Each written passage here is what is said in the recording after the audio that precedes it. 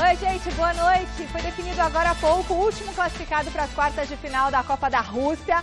Vamos ver então como ficou o chaveamento do Mundial para a próxima fase.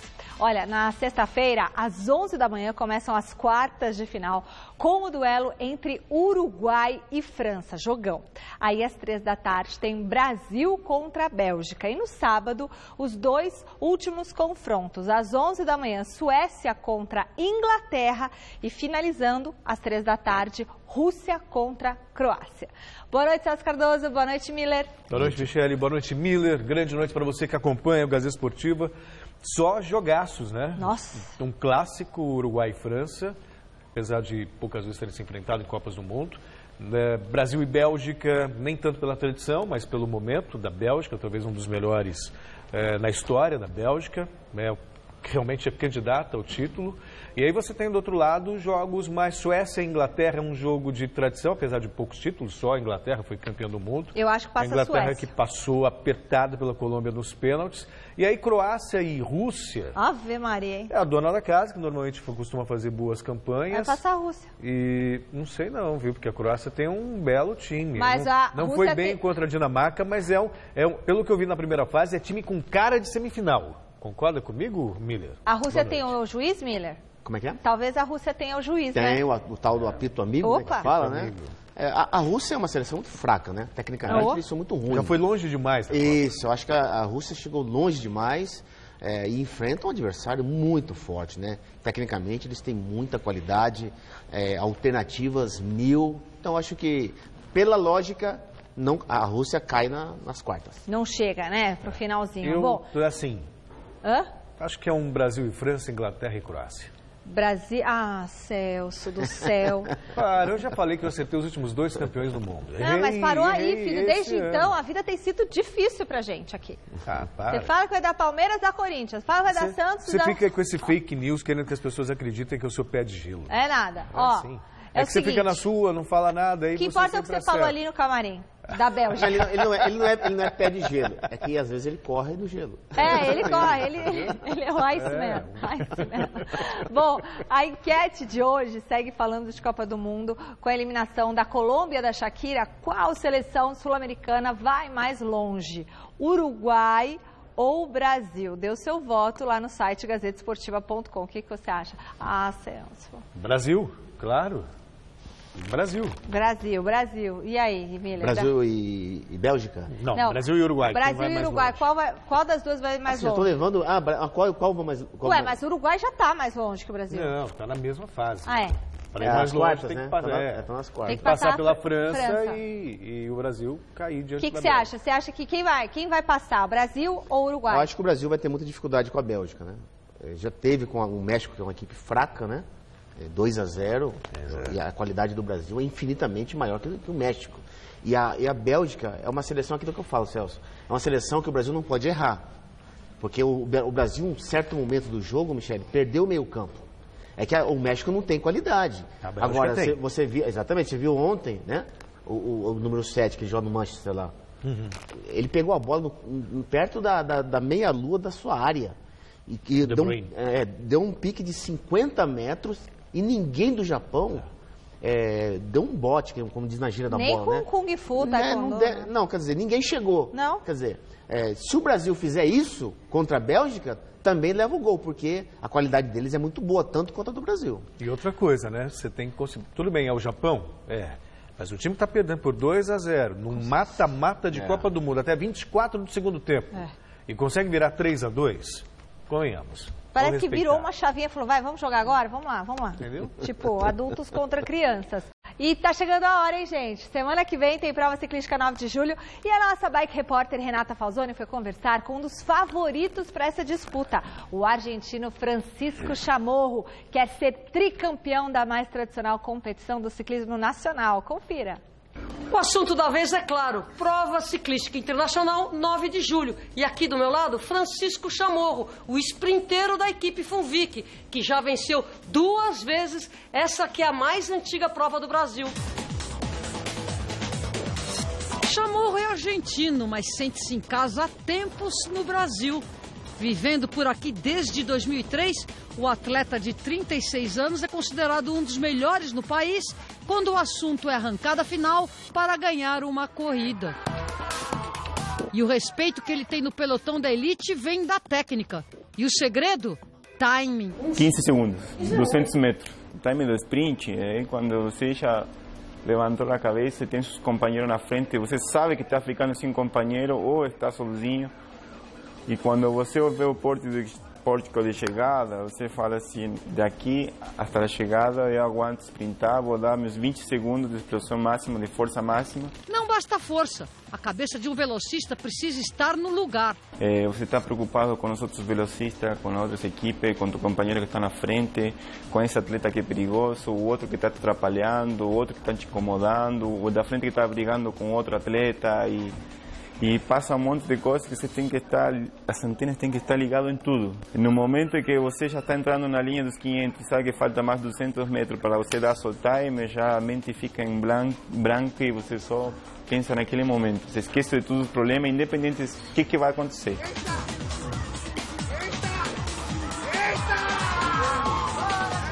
Aí tem que estar muito preparado, principalmente para perder. Um detalhe, assim, 2 metros, 3 metros, às vezes você perde corrida por meia roda, uma roda, 5 centímetros. Você fez assim, perdeu a corrida, ou você faz assim, ganhou a corrida também. E tem que ser, na hora do time, tem que ser muito frio, muito frio. Um desespero, você perde. A experiência traz a confiança. 2 vezes campeão da 9 de julho, Chamorro quer mais agora, em 2018. Eu vou para o tri, né? Minha cabeça tá assim. Eu treino ali, estou no meu bairro, eu quero ganhar. E nesse momento, acho que os principais velocistas é o Rafael Andreatti, que voltou recentemente da Europa. O Joé, um cara que se prepara muito bem para as 9 de julho. Mas não me preocupa, eu também estou preparado, não tenho problema, não tenho problema. Na rotina dos treinos, Chamorro é um atleta que encarna o espírito da 9 de julho. Integração entre atletas amadores e profissionais. O argentino tem o costume de frequentar o chamado pelotão do Jockey, que reúne ciclistas aos domingos para um treino pegado na Marginal Pinheiros, em São Paulo. Um pelotão grande, sai todo mundo, dá 2 voltas na Marginal, que dá mais aproximadamente 80 quilômetros. E depois do pelotão a gente fica conversando, tirando foto. É tudo amigo, ciclistas amadores, profissionais, tudo junto, todo mundo para se divertir, para tratar de quebrar o clima da semana, do estresse, do trabalho. Além de sofrer um pouco, a gente treina e se diverte. Gente, eu tô aqui em altos papos com a Renata Falzoni, a nossa comentarista da modalidade, queridíssima Renata. Boa noite, viu, Renata? Menos de uma semana para a grande prova 9 de julho. Ela tá aí, semana que vem, segunda-feira, não é isso? Que legal, e você entrevistou o Chamorro. A gente acompanha ele aí há vários anos aí na 9 de julho. Bicampeão da 9 de julho não é para qualquer um. Quem sabe o argentino agora ganha alguma coisa, né? Tricampeão. Vamos torcer, ele e o Celso, que ganham a 9 de julho. Vai ser difícil, porque no cenário brasileiro estão surgindo novos rostos, né? Tem a equipe do Rio de Janeiro que está crescendo, o pessoal de Taubaté está muito forte, o pessoal de Ribeirão está muito forte. E, claro, a equipe Funvic sempre que sabe trabalhar melhor, que tem gente muito experiente, né? A equipe do Chamorro. E o ano passado o Chamorro teria ficado em segundo, não fosse que ele foi na última hora lá desclassificado, porque, segundo o júri, jurado, né? Ele abriu o braço. Ele teria fechado lá o próprio Joel, né? E aí ele perdeu, mas deu Funvic em primeiro, quer ele dizer. Fechou, seria isso, com o movimento com a bicicleta, ele teria bloqueado a passagem do que acabou ficando em segundo. Entendi. Agora, isso daí é uma coisa que... Ué, mas se não bloquear a passagem, né? Tá na prova, sabe tá aquele pênalti que foi, mas não foi? Sei. E que fica que foi, que não foi? Pois bem, esse foi, mas talvez não tenha sido. Entendi, tá certo. E Renata, ele falou também do pelotão do Jockey, né? Onde o pessoal se encontra para treinar, para correr, como que funciona? Esse é um tradicionalíssimo pelotão que se encontra no domingo de manhã, na frente do Jockey, e eles fazem 2 voltas na Marginal e também fazem um racha muito conhecido, que é uma disputa completamente, entre aspas, clandestina nas ruas, né? E é muito interessante porque é quando o pessoal consegue realmente pedalar em pelotão, nas avenidas, lá na Marginal. E quem assim vê não acredita a qualidade. E interessante que é um atleta de altíssimo nível, olímpico que está lá disputando junto com os amadores, pelo prazer de pedalar nas ruas com todo mundo. E desse jeito é seguro, né? Pedalar em pelotão, em grandes mais grupos. ou menos. Não é? Pedalar em pelotão, você pode estar dentro de um lugar só de bicicleta. Visto que são as provas de ciclismo de pista, que é no velódromo. Quando cai é um strike. Não, isso aí se alguém cair, ok, vai cair todo mundo tipo boliche, né? Pelotão é até interessante que nós conversamos muito com o Chamorro sobre a questão de pedalar em pelotão. Você tem que relaxar aí no vácuo, porque é como vai. Se você está relaxado e é concentrado e sabe o que está fazendo, você não vai cair. E o legal é que eu acho que o Chamorro Bom, ele conhece bem o circuito da 9 de julho, que ele falou que mora ali no bairro, então isso é uma grande vantagem para ele, né, Renata? Com certeza. Sim, e não só isso, porque ele é um cara de São Paulo, então roda nas ruas de São Paulo. Uma voltinha de 22 quilômetros eles fazem como reconhecimento muito rápido. E o Chamorro, a última vez que eu encontrei pedalando na rua, foi em plena Avenida 9 de Julho. Falei, aí, Chamorro, me dá teu telefone, quero te entrevistar para a Gazeta, e foi assim que ele está aí figurando na nossa matéria. Muito legal, Rê. Brigadão, a gente está junto aí no dia 9 de julho. Teremos ao vivo a transmissão da prova pelo site gazetesportiva.com a partir das 8h30 da manhã até o encerramento, que é mais ou menos umas 11h30. E o legal da 9 de julho é isso, você tem as ruas de São Paulo fechadas, total segurança para você pedalar com tranquilidade, com segurança, com tudo. Vai ser bom demais e vai ser muito bom ter você aqui com a gente de novo, viu, Rê? Com certeza, Michele, muito obrigada. Brigadão. E a mangueira, jabuticabeira, tá tudo lá, tá dando fruta, mexerica. Semana que vem você traz, viu? Traz pro Miller aí, ó. Traz pro Miller uma mexerica. Casa dela tem pé de tudo que você puder imaginar. Até de melancia. Melancia tem? É no chão, não, né? Não tem melancia, mas tem também, sabe o que? Cereja. Ah, mentira! É verdade. Gente, impressionante. E banana. Banana? Banana. Onde? Eu quero saber onde ela mora. É incrível, ela tem todas as frutas.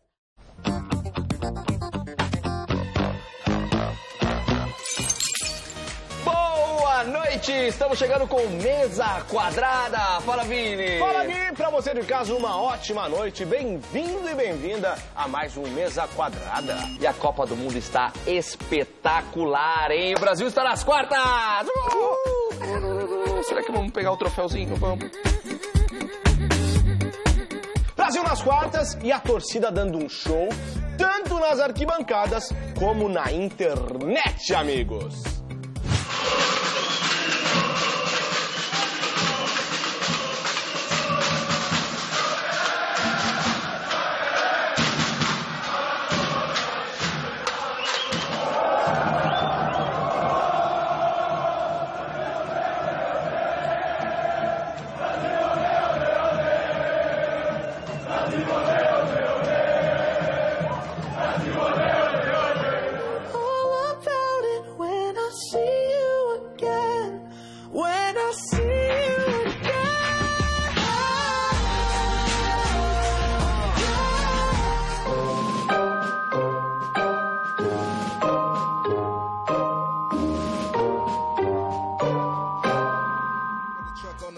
Meu Deus. Cara, que medo deste malucão, hein? E você sabe que o Chile não foi pra Copa do Mundo, mas tem um chileno e ídolo do Palmeiras que não tá nem aí. Oye, un gran bailarín. Jorge, ¿qué es lo que sonaba en tu auto en Brasil? El pendrive, ¿cuál era tu artista favorito, Jorge? No, está motivadísimo. Está muy bien. Señoras y señores, se notó. De la Copa del Mundo directamente al rojo. Lo pidió. Jorge Valdivia, el país lo pide. Manden WhatsApp, correo, Twitter, lo que quieran, porque aquí tenemos al nuevo gran bailarín. Esse mago é muito engraçado, E se o pessoal de casa quiser falar conosco, Vinícius? Você manda uma mensagem com a hashtag Mesa Quadrada no Twitter. Pode xingar a gente à vontade, porque o que nós amamos é você. Garoto. Nossa, ou no @Mesa Quadrada oficial no Instagram. A câmera tá indo embora. Tchau, gente. Acho que o Valdívia é melhor chutando... Qual que era o chute? Ai, achei ele uma graça. Chutando o ar. Chute no vácuo. Tinha que tirar a espada do corpo, né? É todo duro. Então vamos lá. Vamos lançar o desafio. Toca o Wesley Safadão aí, diretor, e vamos botar os meninos pra dançar. Também tem um ritmo que é só meu, não ia dar certo. Ah, para. Ele assistiu muito Axé da Bahia, né? Porque ele meteu uma dança de axé, deu uma requeiradinha. Foi muito bem, Valdívia. Olha lá, ó. Olha que simpático. Como ex-atleta, tá dançando bem. Aqui, ó, fez uma ondinha aqui, ó, tá meio mexeu o ombro, é fácil. O Vampeta dança 50 mil vezes melhor que ele. Mas ele tá, eu gosto do Valdir. Eu ponho o Vampeta pra me representar aqui, ó. O Vampeta deve dançar bem, Miller. Vampeta? Opa, axé? Eu acho que não. Ele não era dono de umas casas noturnas, né? Ele era lá. Ele tinha um bar ali, na famosa e tudo mais, o Vampeta. É verdade, mas foi eliminado. Tudo bem. O assunto é a seleção brasileira que na sexta decide contra a Bélgica quem avança para as quartas de final. Meu Deus do céu, a terça-feira foi de boas notícias para o treino de Tite. Confira.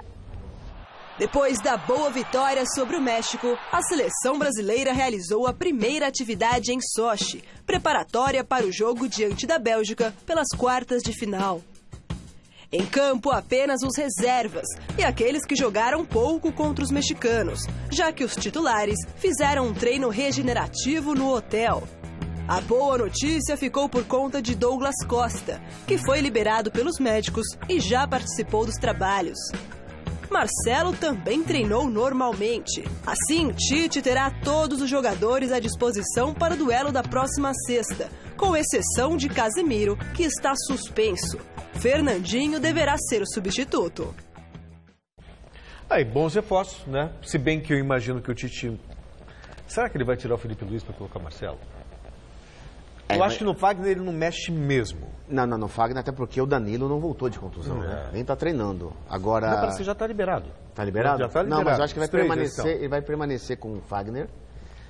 E aí ele vai ter que ouvir muita gente da comissão técnica e até gente extra comissão técnica, né? Porque ele tem aquele dilema. O Marcelo é o titular do Real Madrid, campeão da Champions. Tudo isso influencia na escalação. Você sabe disso.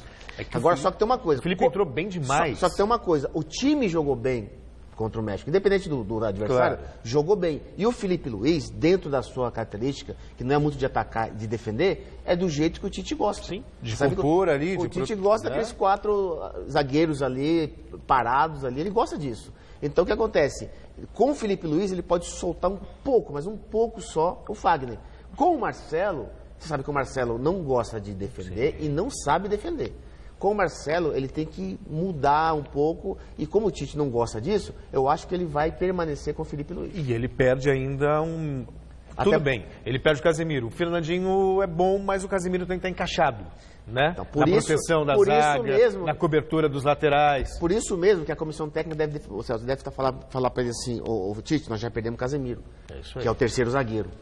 Sem ele, que o Fernandinho sai mais, então por isso que você tem que permanecer com o Felipe Luiz, que ele vai permanecer mais guardando a posição, e a gente vai precisar disso porque a Bélgica joga com 3 atacantes. Né? E aí o Douglas Costa passa-se uma opção interessante para o segundo tempo, principalmente. Se bem que o William, assim, o Neymar ganhou o prêmio de melhor da partida, mas para mim o melhor do jogo, na vitória contra o México, para mim foi o William. Concordo contigo, na segunda etapa, né? Sim. Eu acho que o Neymar, ele jogou normal. Do que ele pode, ele até jogou mal. Não que ele jogou mal, do que ele pode, a sua qualidade. No segundo tempo, concordo contigo, o William foi o melhor jogador do Brasil. O William, na individualidade que ele gosta. E outra, o que eu gostei do William foi o seguinte, ele não ficou só parado na ponta de... Não, ele foi pro meio, variou. Tanto é que a jogada do gol do Neymar... Ele vai pro lado esquerdo. Exatamente. Então, o jogador tem que saber, Michele, diversificar. Se ele aceitar aquele metro quadrado ali, pro adversário é mole. O cara não se mexe... Então facilita a marcação do adversário. O William fez o quê? Ele diversificou. Tanto é como eu disse, o gol do Brasil do Neymar foi de uma jogada do William pelo lado esquerdo. E aí apareceu mais no jogo. E olha só essa notícia vinda da Espanha. Onde vocês querem que eu olhe? O Real Madrid topou negociar o craque Cristiano Ronaldo com a Juventus da Itália. A informação foi revelada primeiramente pela rádio local Cadena Ser, que revelou que o clube espanhol espera uma posição do jogador para dar prosseguimento à transação. O valor estipulado está na casa dos 100 milhões de euros, algo perto dos 450 milhões de reais. Nossa, não é tanto assim perto do que pagaram 33 anos. Pelo que pagaram para o Neymar. Bom, 33 anos, CR7 deixou no ar a possibilidade de mudar de clube após a conquista da Liga dos Campeões no final de maio. E aí, seria uma boa para todos essa mudança do português para a Itália? Então, primeiro, na questão da valores, não dá para você comparar Cristiano Ronaldo agora com o Neymar por causa da idade. Cristiano Ronaldo tem 33 anos. Então, você acha que ele não tem fôlego para mais uns 3 anos? Não, a questão não é essa. O investimento normalmente é feito pensando no que pode ganhar lá na frente numa eventual transação. E tal.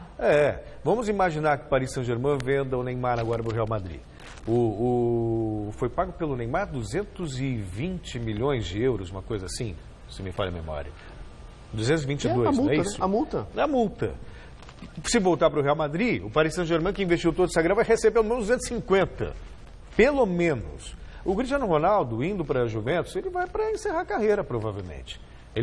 A Juventus não vai recuperar esse valor investido em termos de negociação de jogador. Ele vai recuperar eventualmente em título, em anúncios, coisas, venda de camisa, coisa assim. Então, por isso que esse valor não é o mesmo. Qual é a idade? O Neymar está com 25, né? Exatamente. Não dá nem para comparar. No custo chamado custo-benefício, o time que contratar o Cristiano Ronaldo vai ganhar no patrocínio. Isso aí.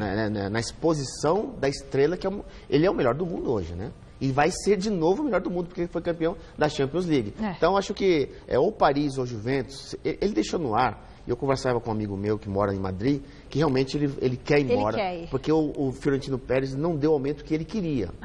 Então, quer dizer, melhor do mundo, várias vezes, campeão da Champions, o Real Madrid não dá o aumento que ele desejou, então ele tem mercado, mesmo com 33 anos. Então, a Juventus, ou Paris, que contratar o Paris Saint-Germain vai morar em Paris, Cristiano.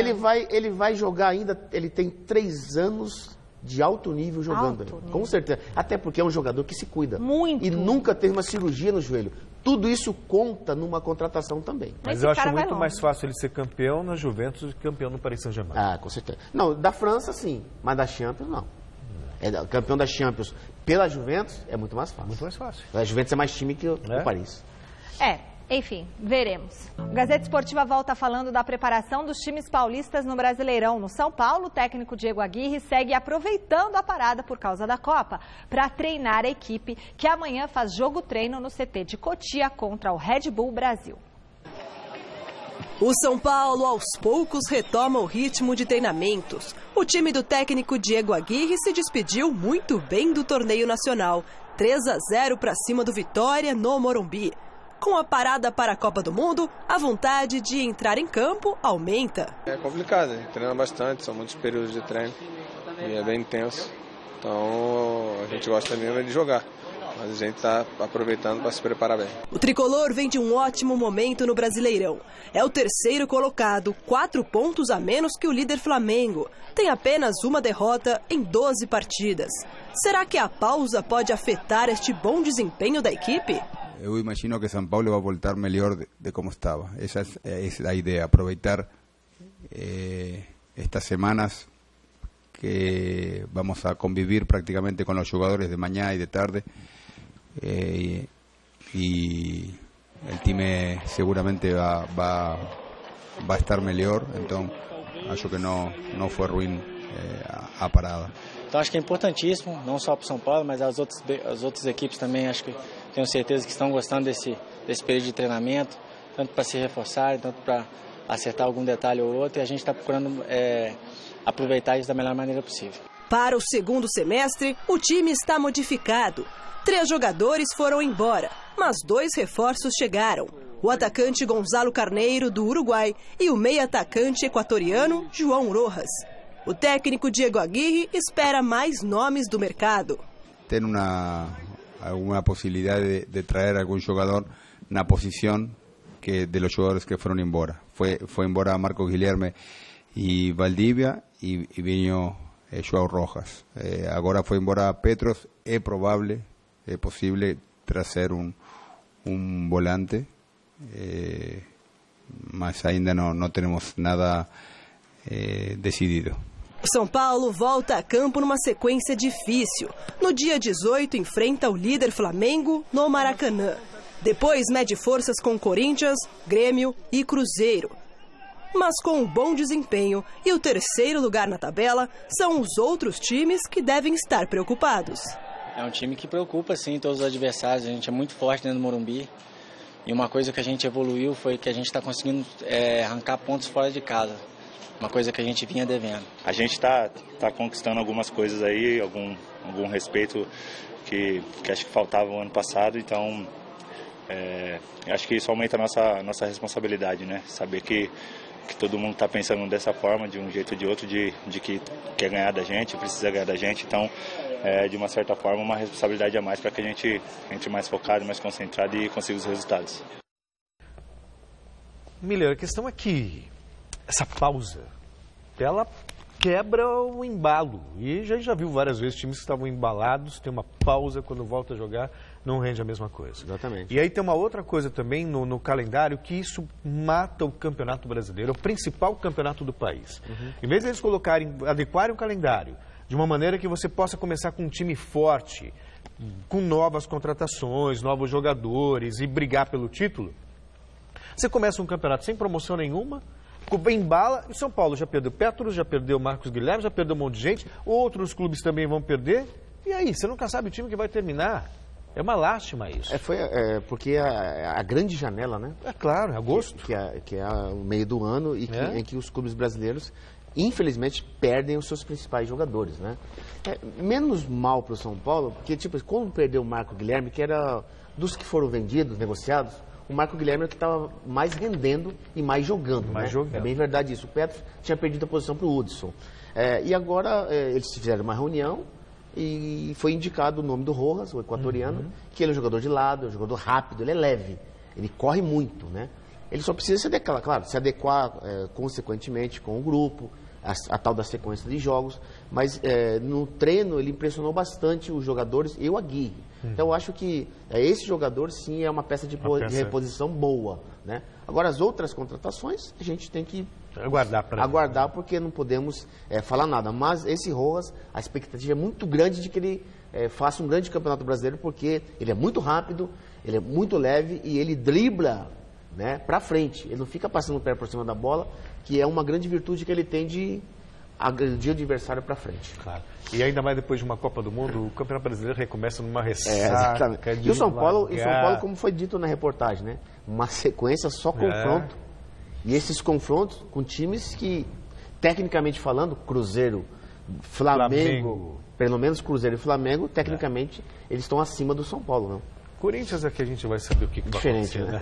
Ainda bem que eu tiro 2 semanas de férias depois da Copa, que é para dar uma respirada para voltar e para esquecer e depois retomar. Porque senão vai ser dose. O Santos viaja amanhã para o México, onde a equipe vai realizar 2 amistosos. Osmar Garrafa tem as informações do Peixe. Devido à Copa do Mundo, foram 10 dias de descanso. E agora, muito trabalho e alguns amistosos antes do retorno às competições. E para quem não anda tão bem no Campeonato Brasileiro, essa paralisação acabou sendo bem-vinda. Para os times que vinha bem, né, pode ser que seja melhor ainda, ou pode ser que desande, como os times que estão ruins também, pode ser que desande mais ou então melhore. Então, acho que para a gente vai ser bom, né, porque a gente vai poder estar bem mais preparado, né, quando voltar aí os grandes campeonatos aí, a fase de grupo aí da Libertadores já está próxima também, porque é o que a gente quer, o objetivo, e como eu falei, a gente não está tão bem assim no brasileiro, né? A gente vai poder voltar a retomar aquele futebol que o Santos e todos sempre querem. A volta ao Campeonato Brasileiro será dia 19 contra o Palmeiras no estádio do Pacaembu. Antes disso, 2 amistosos no México, contra Monterrey e Querétaro. A delegação santista viaja nessa quarta-feira. Mas deixar o Brasil nesse momento de intertemporada, será que é uma boa ou não? Se fosse para escolher, no meu particular, escolheria ficar, porque minha esposa está grávida, meu filho já está prestes a nascer, né? Nós somos funcionários do Santos, né? A gente indo para o México, acho que pode ser uma boa também, dependendo se a gente fosse ou não, ou ficasse também. Importante é a gente treinar, fazer o que a gente vem fazendo, né? Para poder dar essa retomada no Campeonato Brasileiro, né? Nós estamos um pouco abaixo ainda. Para a volta do Campeonato Brasileiro, o Santos pode ficar sem o zagueiro Lucas Veríssimo. O jogador tem proposta para atuar no Torino da Itália. Se ele for, desejo boa sorte para ele, né? Jogador que merece, fez por merecer, né? E o Santos tem grandes jogadores também, que pode suprir essa ausência dele, né? Gustavo aí, que tá vindo, Luiz Felipe também.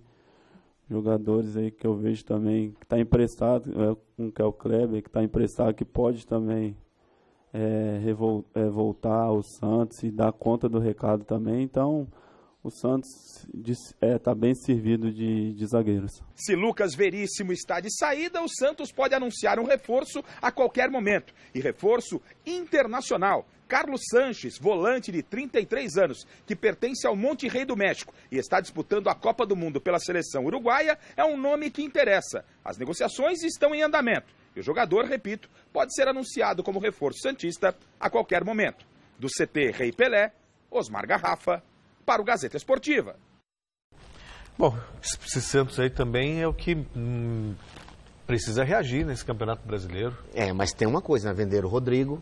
É claro que ganharam a volta do Bruno Henrique. Bruno Henrique. Que é um grande jogador, né? Mas eu acho que o Santos é aquela coisa, né, Celso? Falta aquele meia de ligação.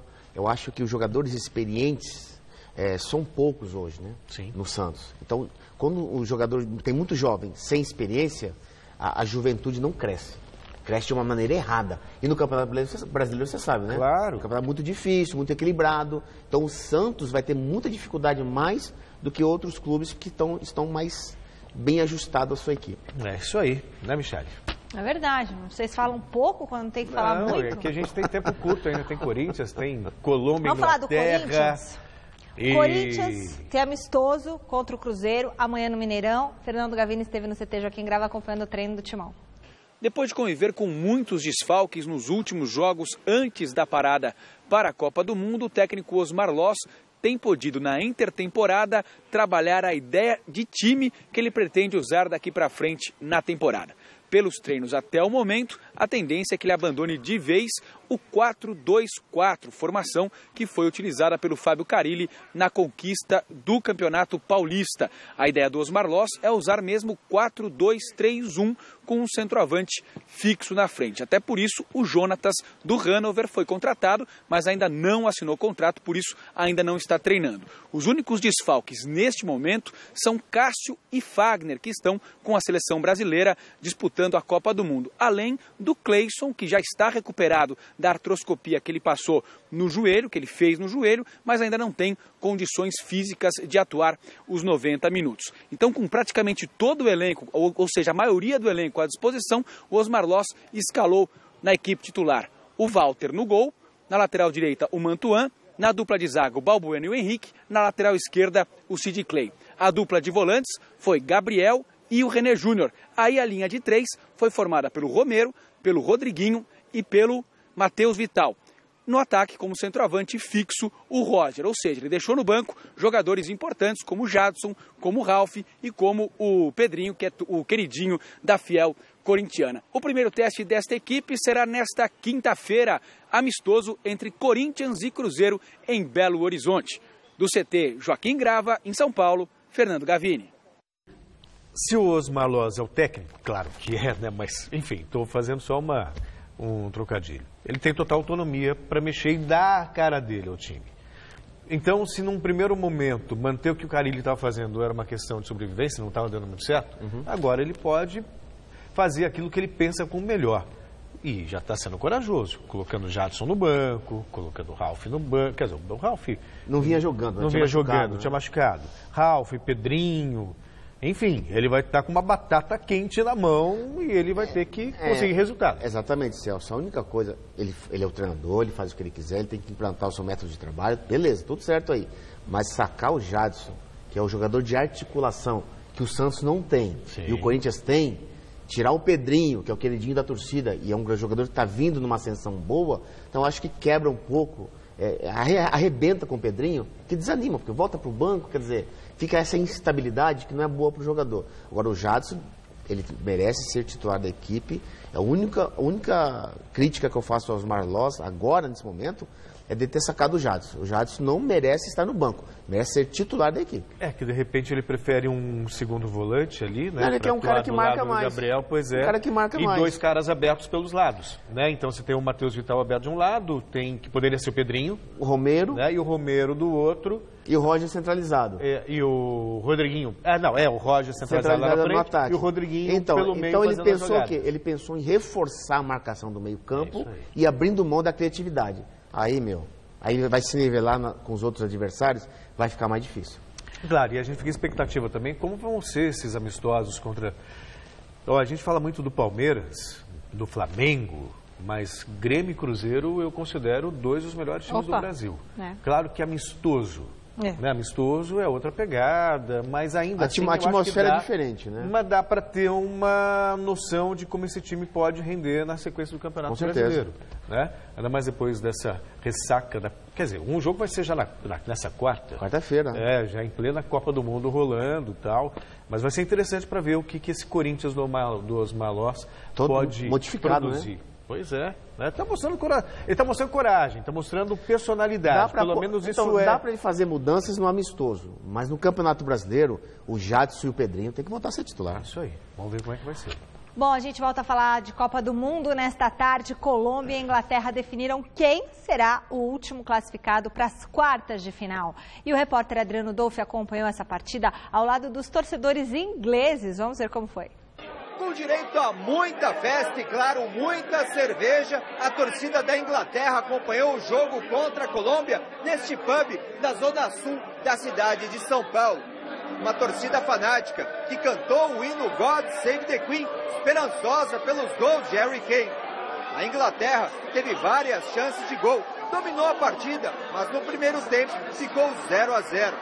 Na segunda etapa, aos 8 minutos, o árbitro marcou pênalti de Sanches em Kane. Ele mesmo bateu, colocou os ingleses em vantagem. A Colômbia pressionou. Nos acréscimos, o zagueiro Mina empatou a partida. Veio a prorrogação e depois os pênaltis. Coube a Eric Dier garantir o English Team nas quartas de final contra a Suécia. Estava esperando uma disputa por pênaltis, como é que ficou o coração? Atividade meio que... tem um iWatch aqui, estava batendo super forte, mas olha, esse ano a gente nunca ganha pênalti. Agora, esse ano, a gente vai ganhar. É nossa Copa. Futebol is coming home.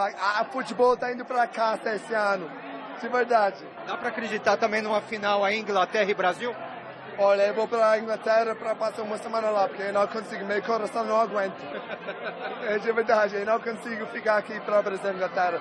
Eu já comprei passagem para a Inglaterra, eu não consigo passar a final aqui. Eu adoro o Brasil, te desejo boa sorte e tal, mas a Copa esse ano é inglês. Como é que foi assistir o jogo aqui com esse grupo de ingleses aqui, sofrimento até o final, disputa de pênaltis? Bom, primeiro foi super emocionante. Eu sou brasileira, não sou inglesa, mas são meus chefes aqui ingleses. Me trouxeram a camiseta, então nada mais justo do que eu vestir a camisa realmente e torcer. O jogo foi muito tenso, eles estavam muito nervosos, eu fiquei muito nervosa, mas no final deu tudo certo, foi animal. Muito bom. Agora, se tiver uma final Brasil e Inglaterra, como é que vai ficar? Você vai ficar com essa camisa aqui? E os chefes me perdoem, mas aqui é Brasil! Brasil, sem dúvida, Brasil.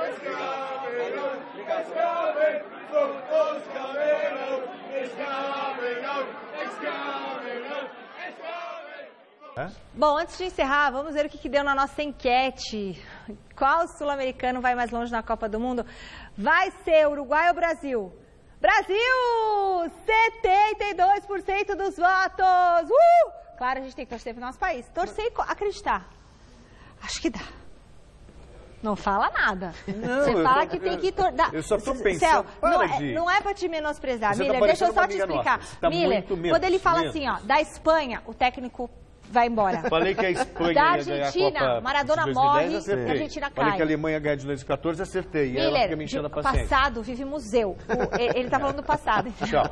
A gente fica por aqui, encerramos a Gazeta Esportiva de hoje, lembrando os 47 anos sem Jim Morrison. Amo, vocalista do The Doors. Jim Morrison, beijo onde você estiver. Daqui a pouco no Tchau, Jornal da Gazeta. Valeu, Beijo, até domingão. Abraço.